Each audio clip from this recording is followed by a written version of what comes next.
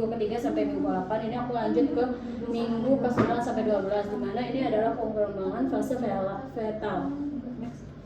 Ada yang sama, ada yang beda kan? Dokter Veda minta sama. Kalau Gosipnya masuk video. Dulu ya, misalnya dulu. siap. Jadi periode fetal ini terjadi dari minggu ke-9 kehamilan hingga kelahiran. Ini adalah periode lanjutan dari periode 3 sampai 8, di mana fokus utamanya itu adalah pertumbuhan dan permatangan organ dan jaringan yang sudah terbentuk sebelumnya. Meskipun sedikit struktur baru yang terbentuk selama periode ini, pertumbuhan tubuh janin terjadi dengan sesat, terutama pada paruh kedua kehamilan. Sebagai contoh, setengah dari berat badan lahir bayi diperoleh selama 2,5 bulan terakhir kehamilan. Di awal periode fetal, ukuran kepala janin mencapai setengah dari panjang tubuhnya. Namun pada akhir periode ini, ukuran kepalanya menjadi 1/4 dari panjang tubuh. Perubahan proporsi juga terjadi pada anggota badan yang awalnya hanya 1/8 dari panjang tubuh menjadi setengahnya di akhir periode fetal. Janin pada periode fetal lebih tahan terhadap efek berbahaya dari obat-obatan, radiasi, mikroba dibandingkan dengan periode sebelumnya. Ini karena organ dan sistem pertahanan tubuh janin sudah mulai berkembang dan fungsinya lebih baik dari periode sebelumnya. Nah, selama bulan ketiga wajah menjadi semakin mirip manusia, matanya mula-mula mengarah ke lateral, bergerak ke bagian ventral wajahnya, dan telinga semakin dekat dengan letak definitifnya. Di samping kepala, ekstremitas mencapai panjangnya relatifnya dibandingkan dengan bagian tubuh lainnya. Walaupun ekstremitas bawah masih sedikit lebih pendek dan kurang berkembang dibandingkan dengan ekstremitas atas. Pusat osifikasi primer terbentuk di tulang panjang dan tengkorak pada minggu ke-12. Juga pada minggu ke-12, genitalia eksterna berkembang sampai tahap ketika jenis kelamin dapat ditentukan melalui pemeriksaan luar atau ultrasonografi. Ya.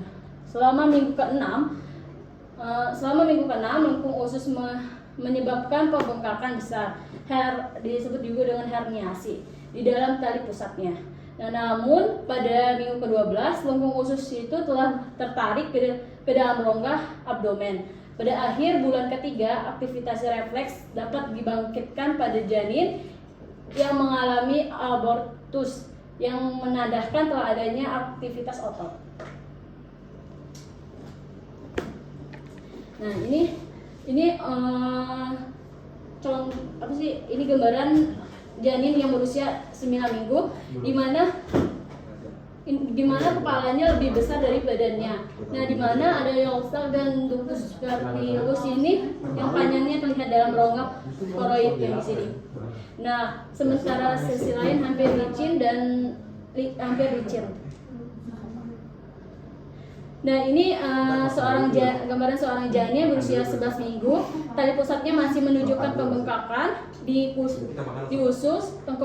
Tengkorak janin ini memiliki kontur halus normal, jaringan tangan kaki berkembang dengan sempurna. Nah, ini pada seorang janin berusia 12 minggu dalam rahim, di mana kulitnya sangat tipis dan seluruh praktis manusia, namun telinganya masih primitif. Gerakan dimulai pada saat ini, tapi biasanya belum dirasakan oleh ibu. Ini yang tadi minggu ke-9, mana dia perkembangan tuh ada di kelopak mata, telinga terus berkembang, mata lebih besar, lebih jelas, mungkin sudah memiliki pigmen, mulut dan lidahnya sudah terlihat dan agak kuncup, ada kuncup pengecap yang sangat kecil. Terus minggu ke-10 itu kelopak matanya sekarang bisa menutup untuk melindungi mata yang sedang berkembang, telinga mulai berkembang, bibir atas dan lubang hidung terlihat gigi susu sudah di tulang rahang. Setelah itu pada minggu ke-11 itu mata janin sekarang terpisah dengan jelas, tulang wajah terbentuk dan telinganya letaknya rendah. Setelah itu pada minggu ke-12 itu kuku, jari tangan dan kaki mulai terbentuk. Wajah janin sekarang tampak seperti manusia.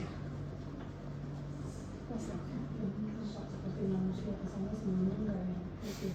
Udah jelas gitu. Nggak jelas. Sebelumnya belum lebih terlihat gitu kali ya. Wajah janin lebih terlihat bentuknya gitu. Jangan kayak lebih terlihat ya, pokoknya bentuknya lebih terlihat gitu, lebih kan berarti hidungnya lebih kelihatan kayak gitu kan. Lebih kayak manusia. Nggak salah sih kalimatnya, cuma takutnya